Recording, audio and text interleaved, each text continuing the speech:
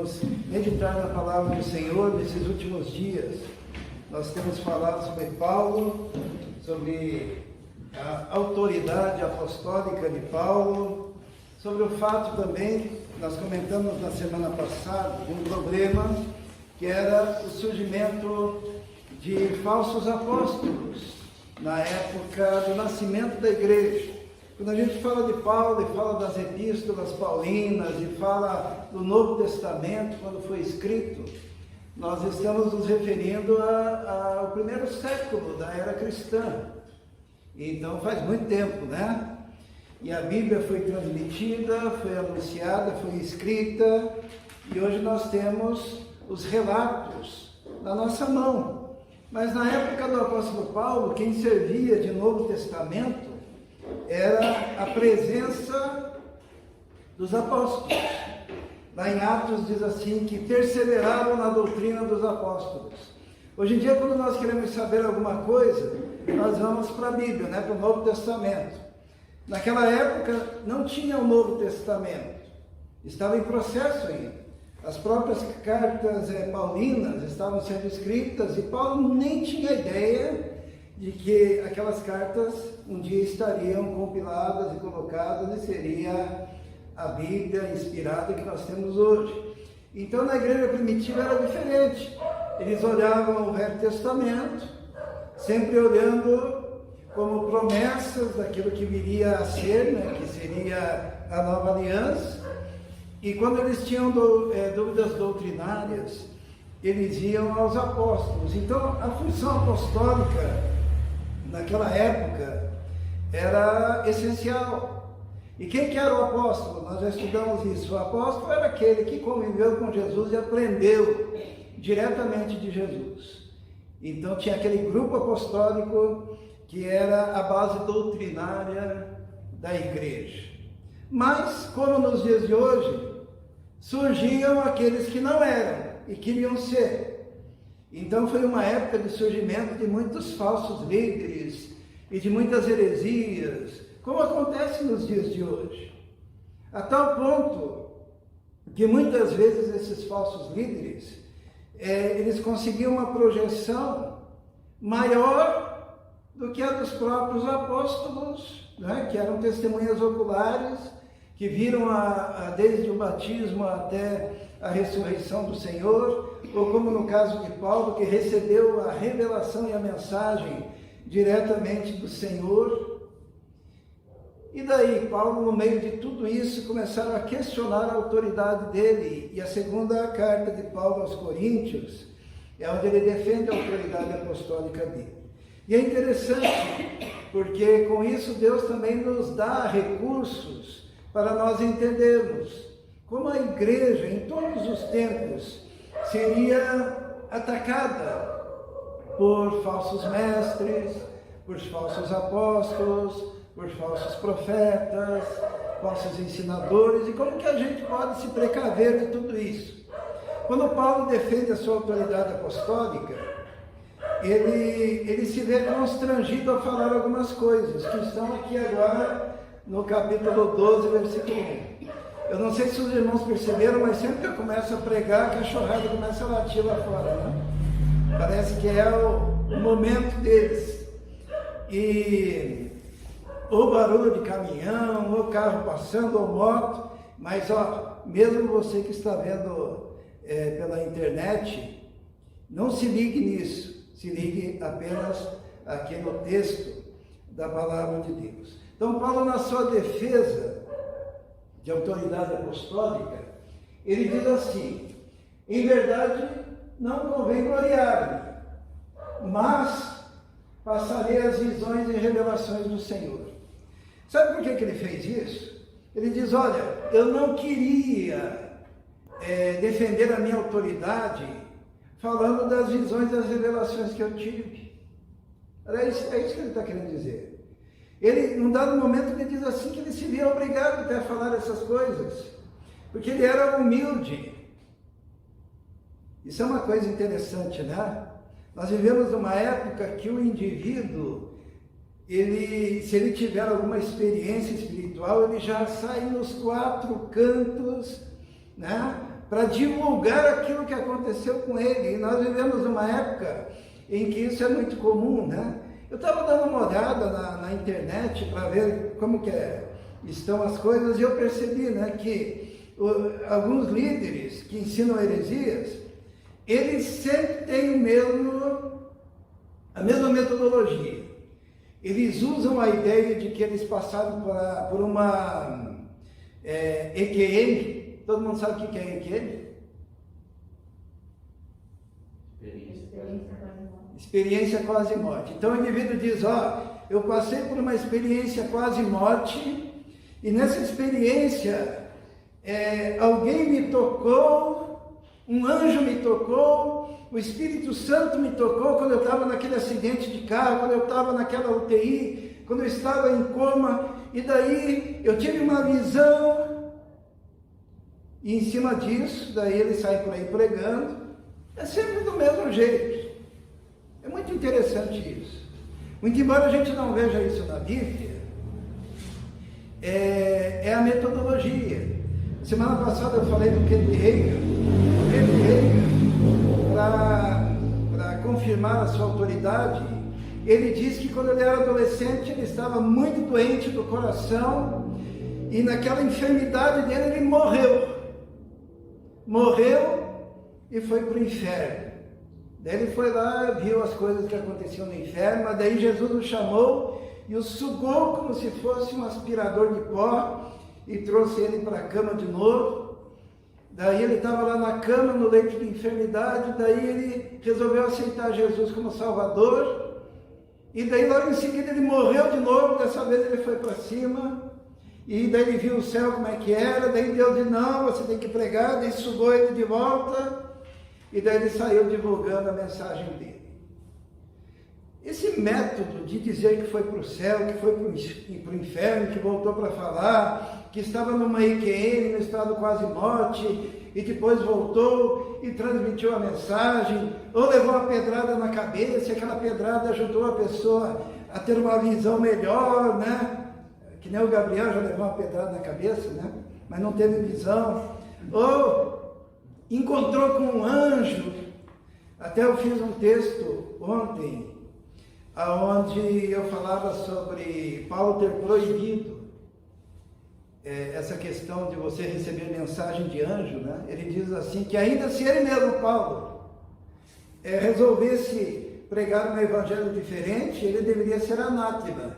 E mesmo que o anjo do céu viesse e anunciasse um evangelho diferente, seria anátema também. Anátema seria maldito, porque o evangelho já está posto, o evangelho já está anunciado, o evangelho já está escrito, e Deus não vai se utilizar de EQM, Deus não vai se utilizar de visões extraordinárias, Deus não vai se utilizar, Deus vai usar a palavra. Porque a Bíblia diz que a palavra é viva e eficaz e mais cortante que espada de dois gumes. Mas é interessante que sempre que se levanta um líder, ele tem que se basear, líder falso, tá? Em visões e revelações que teve. Então, ou quase morreu, foi para o inferno, ou foi para o céu, ou viu um anjo, ou de repente aconteceu algo mirabolante e ele sai por aí contando essas coisas.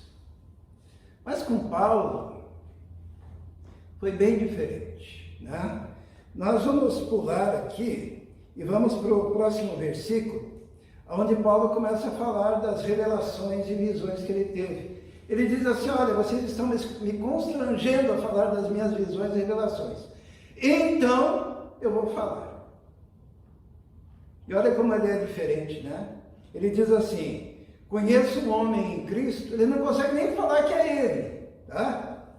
Tamanha era a humildade dele. Ele diz, conheço um homem em Cristo, e é ele mesmo, que há 14 anos, se no corpo não sei, se fora do corpo não sei, Deus o sabe, foi arrebatado ao terceiro céu. Olha que coisa interessante, ele diz, olha, vocês gostam tanto de revelações, vocês gostam tanto de visões, vocês estão atrás de super apóstolos, vocês estão atrás de super líderes, Mas olha, vocês estão me obrigando, eu vou contar um pouquinho de mim. Eu conheço um homem que há 14 anos. Quanto tempo ele demorou para contar isso? 14 anos. Imagine se fosse um de nós. Imagine, Bia, você ir lá no paraíso.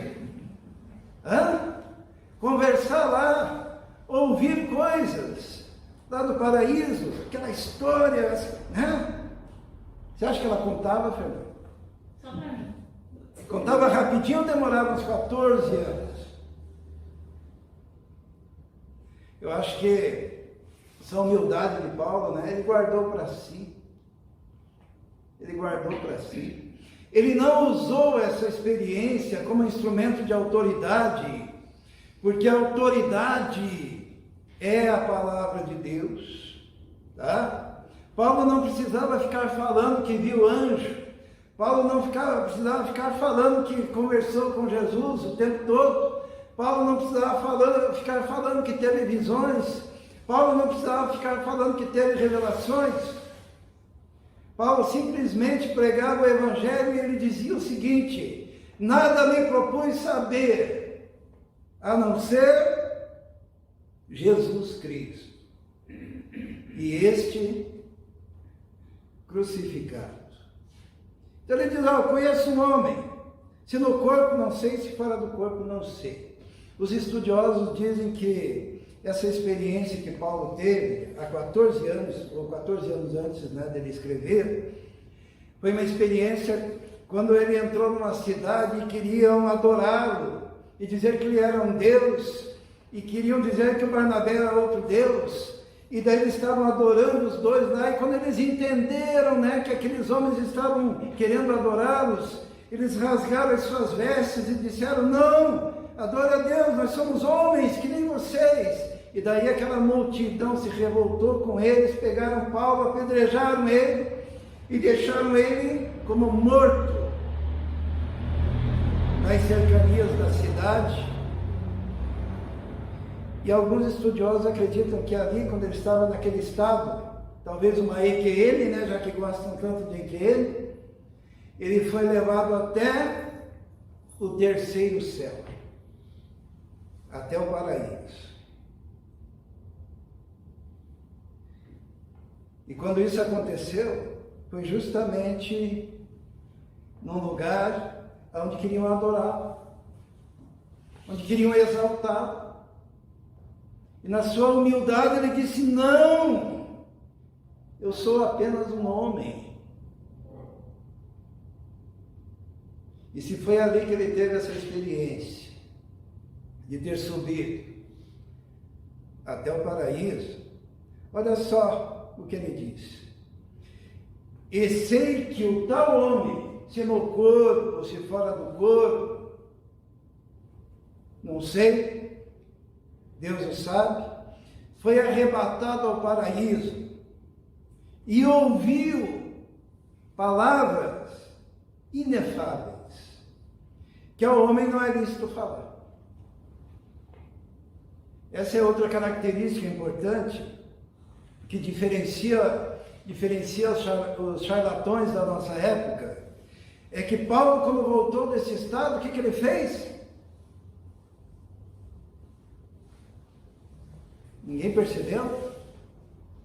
Ele não falou. Ele não trouxe nenhuma nova revelação. Ele disse assim: olha, eu ouvi coisas inefáveis, que ao homem não é lícito falar. Ele está dizendo: olha, eu não vou me utilizar disso para adquirir autoridade, poder, relevância, conseguir atrair os holofotes. Ao homem não é lícito falar. Vocês não vão saber 1 milímetro.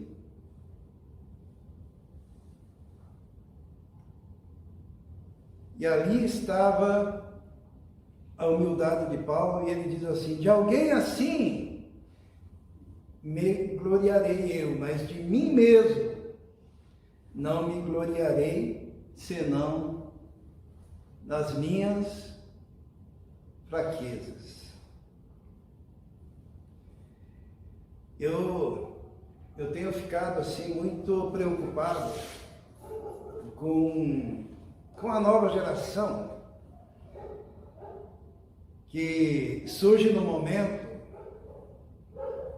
de líderes mirabolantes, visionários de visões falsas, que para sustentar a autoridade indicam o seu estado de EQM, que morreram e voltaram, ou estiveram no estado quase morte, que viram coisas que eles falam aos borbotões e que não se coadunam com as Escrituras. Por isso que muitas vezes nós temos pregado sobre isso. Paulo, nós já estudamos isso, ele estava preocupado que a igreja fosse enganada pela astúcia da serpente e se afastasse da simplicidade e da pureza que há em Cristo Jesus. Agora, o mais interessante é que este não é um fenômeno apenas na nossa época, mas é um fenômeno que aconteceu no nascimento da igreja também.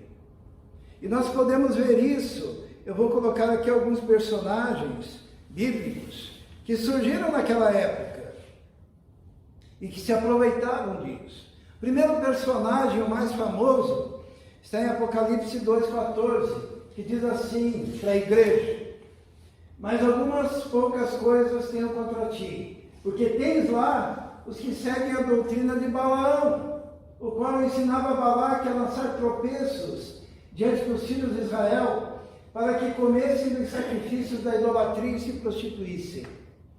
Um dos líderes daquela época eram aqueles que seguiam os ensinamentos de Balaão. Balaão, essa palavra, ele se refere, lógico, àquele profeta do Velho Testamento que foi repreendido por uma mula, né?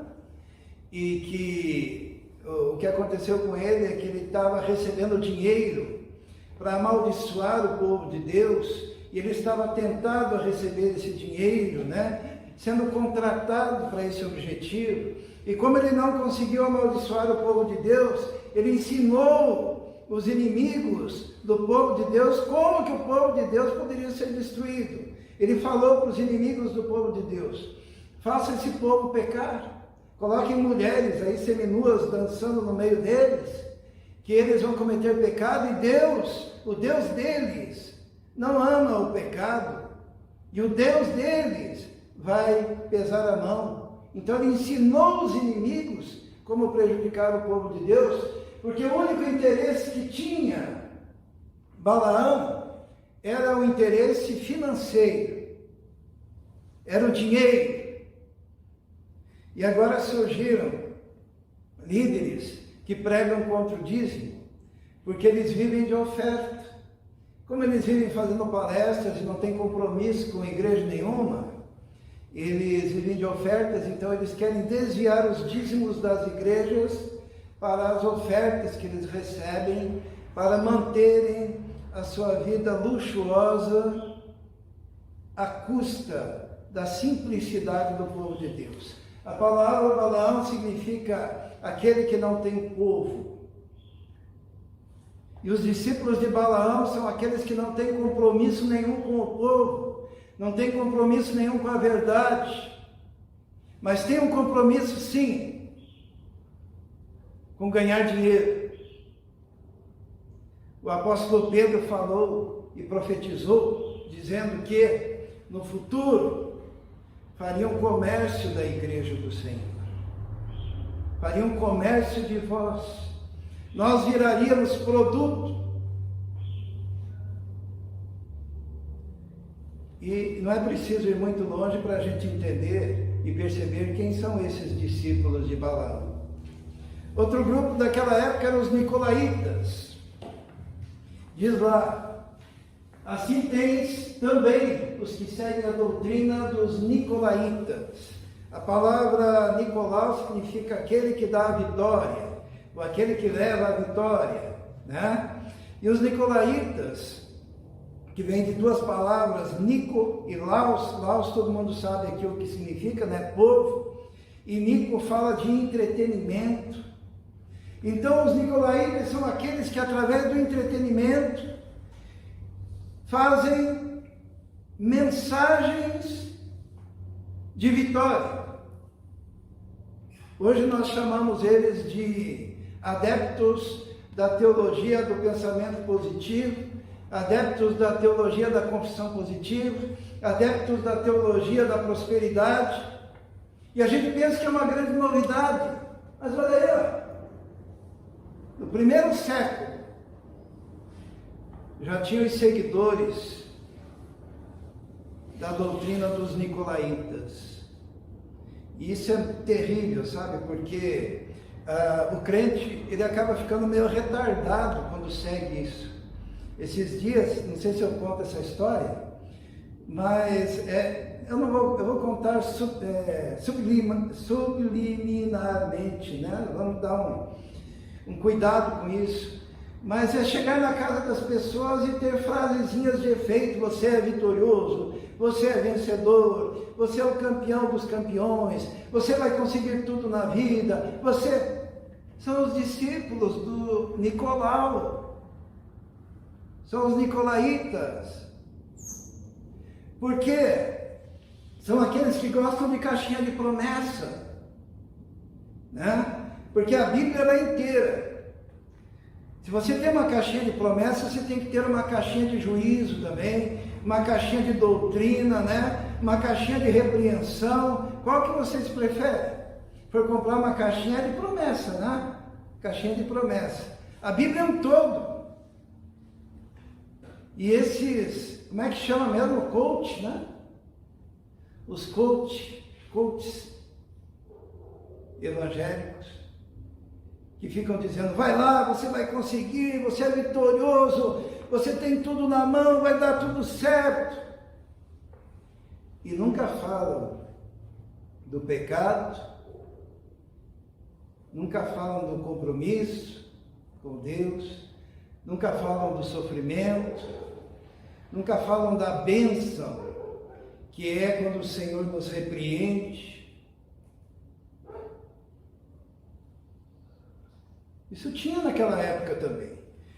E tinha também esse que eu acho muito pernicioso, né?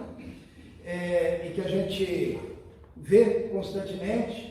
Tenho contra ti, está lá em Apocalipse 2:20, que tolera Jezabel, mulher que se diz profetiza. E olha o que tem aparecido de profetizas aí. Ensinar a enganar meus servos, para que se prostituam e comam sacrifícios da idolatria. Mas eu vos digo a vós e aos restantes que estão em Tiatira, a todos quantos não têm esta doutrina e não a conhecem, como dizem, as profundezas de Satanás, que outra carga vos não porei. Essa doutrina, sabe como que era? Era a doutrina daqueles pregadores e pastores e líderes e falsos apóstolos que ensinavam as profundezas de Satanás, as profundidades de Satanás. O que significa isso? É aprender, eles chamam de batalha espiritual, é aprender como é que o diabo age. Olha, o diabo ele age assim, o diabo não gosta dessa cor, o diabo não age numa igreja quando tem alguém de perna cruzada. O diabo, sabe, eles conhecem os detalhes de Satanás, as profundidades de Satanás. Em vez de pregar Jesus, eles vão nas igrejas para pregar como é que o Satanás funciona, como que ele trabalha. Eu vi isso esses dias, eu fiquei assim pensando: poxa, quanto tempo perdido desse povo, porque havia um pregador ensinando os detalhes de Satanás. E é interessante que sempre segue o mesmo padrão, né? O cara diz que era satanista e que fez um pacto com o diabo, ou foi o pai dele que fez, ou foi o avô dele que fez, e ele estava envolvido com Satanás, atolado com Satanás, e lá ele foi iniciado, daí ele aprendeu um monte de coisa lá, de ocultismo, de esoterismo, e daí agora ele sofreu um acidente, e daí ele teve uma EQM, e daí ele teve uma visão de Deus, daí clamou ao Senhor, daí agora vem para a igreja para ensinar o quê? Não a Bíblia. Ensinar como é que Satanás trabalha. E o povo de Deus é um povo muito, coração muito simples. E eles dão holofotes para estes que pregam esse tipo de doutrina. É interessante. Olha, chegou num ponto que se o indivíduo nascer em lar evangélico, vamos supor aí, vamos pegar a Fernanda como exemplo, nasceu na igreja, vai na escola dominical, né? Canta, estuda a Bíblia, louva a Deus, adora a Deus, namora direitinho, tem o pai e a mãe na igreja, tudo certinho, você não serve. Deus não vai te chamar. Por quê? Porque ele chama o indivíduo que é satanista, que foi lá no inferno, que aprendeu com o diabo. Ele chama a mulher que é prostituta, que se atolou, que ficou lá na sarjeta. Ele chama o drogado, aquele cara que se drogava, que injetava na veia. Os irmãos já perceberam isso? Eu não estou querendo dizer que Deus não chama pessoas que se atolaram no pecado. Mas a pessoa que é chamada por Deus, ela tem vergonha de um passado sujo, e ela não vai nos púlpitos para ficar 2 horas falando quanta sujeira ela fez, para depois no finalzinho dizer, mas daí eu aceitei Jesus, amém. Ela não coloca holofotes no diabo, ela não coloca holofotes nas trevas, ela não fica ensinando as profundezas de Satanás, ela não fica ensinando quão suja e corrupta e ladra e bandida ela era. Paulo, ele foi um cara que perseguia a igreja, que dava o seu voto para a morte de cristãos, mas quando ele abria a boca, ele falava de Jesus. Quando ele abria a boca, ele falava da justificação pela fé. Quando abria a boca, ele falava da regeneração. Quando ele abria a boca, ele falava do novo nascimento. Quando ele abria a boca, ele falava da graça de Deus. Quando ele abria a boca, ele falava da grandeza do Senhor.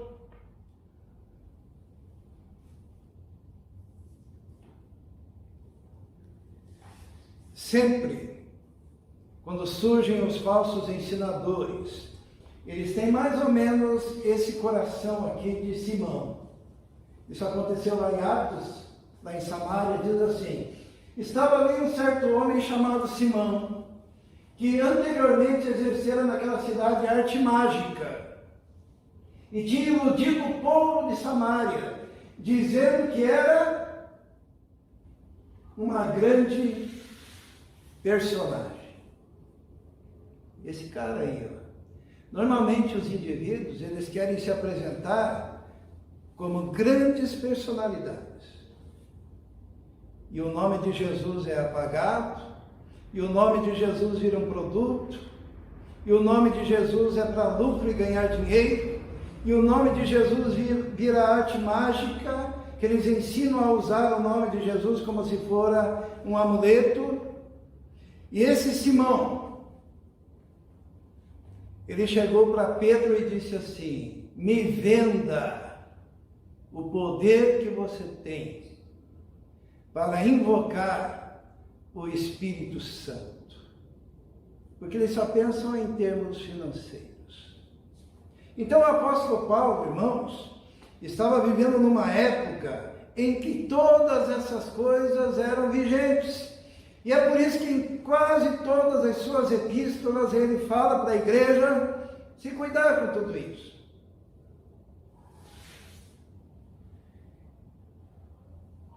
E não é de admirar que hoje, no ano 2021, estou certo? É isso, né? Basta abrir os olhos e ver que tem Jezabel, tem Simão Mágico, tem Nicolaítas, tem os seguidores de Balaão, para tudo quanto é canto. E falta uma igreja consciente, firmada nos valores do Novo Testamento, que não se deixa enrolar, que ama Jesus, que ama a palavra. Essa experiência do apóstolo Paulo, onde ele foi até o terceiro céu, até o paraíso, ela é muito interessante, né?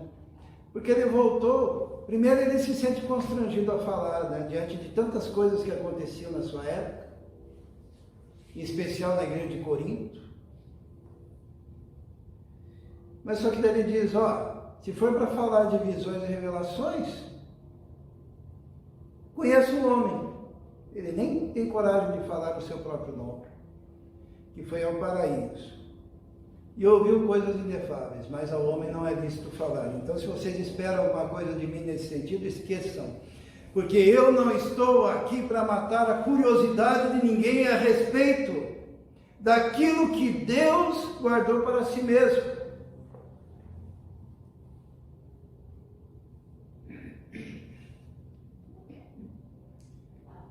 E depois ele diz assim, de alguém assim me gloriarei, mas de mim mesmo não me gloriarei, senão nas minhas fraquezas.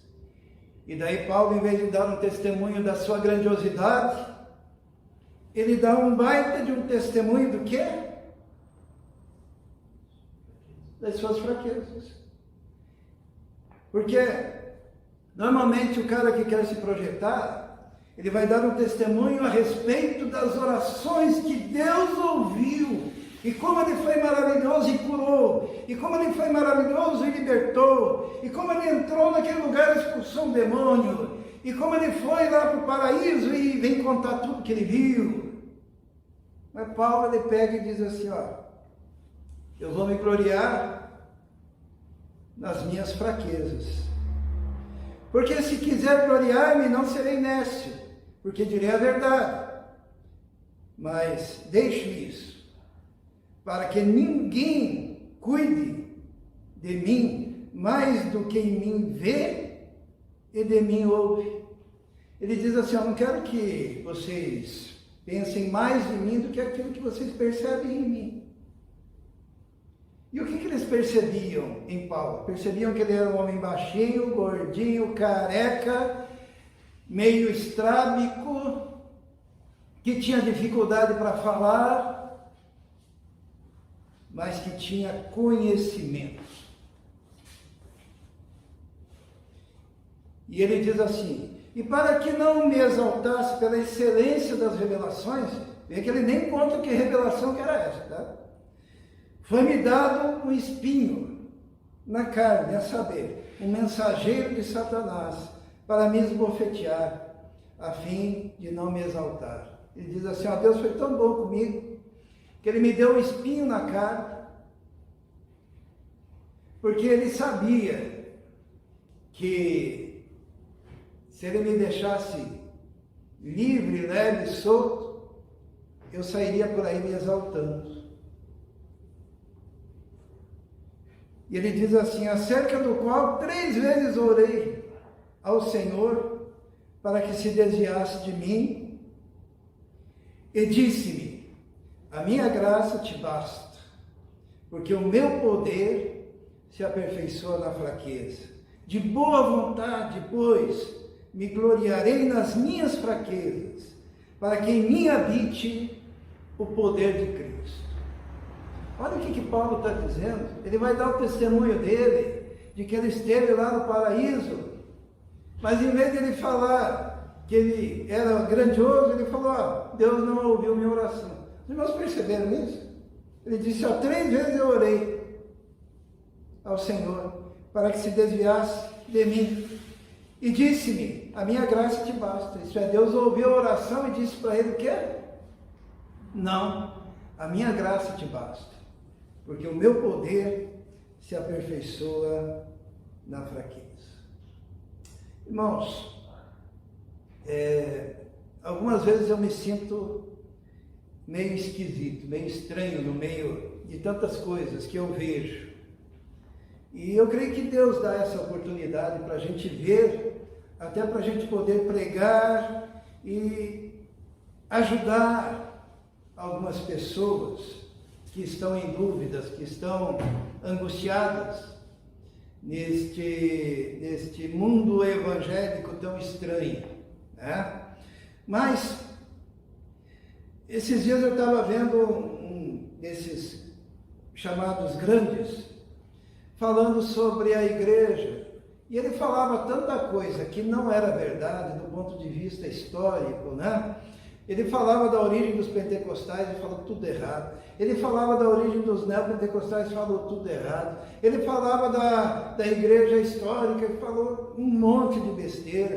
Ele vai falar da Septuaginta, falou um monte de coisa que não fazia o menor sentido. E ele tem uma visão da igreja que para mim só me lembra isso daqui. Alguém conhece? Hã? Ornitorrinco. A igreja está mais ou menos isso aí. Mira, isso aqui é um pato. Não, é um mamífero. É um mamífero. E olha, é um peixe. Tem rabo, tem pelo. A gente olha, como é que a gente... É muito difícil classificar esse bicho. E a gente olha para a igreja hoje em dia, de uma forma geral, é mais ou menos esse bichinho aí, ó, que é bem bonitinho. Quando é pequenininho, né? Todo mundo gosta, que bonitinho, que bonitinho. Até eu brinquei com a Rebeca. Disse, desculpa, peguei uma foto sua. Brincadeira, brincadeira. Mas olha, as igrejas estão nascendo assim, desengonçadas, pé de pato,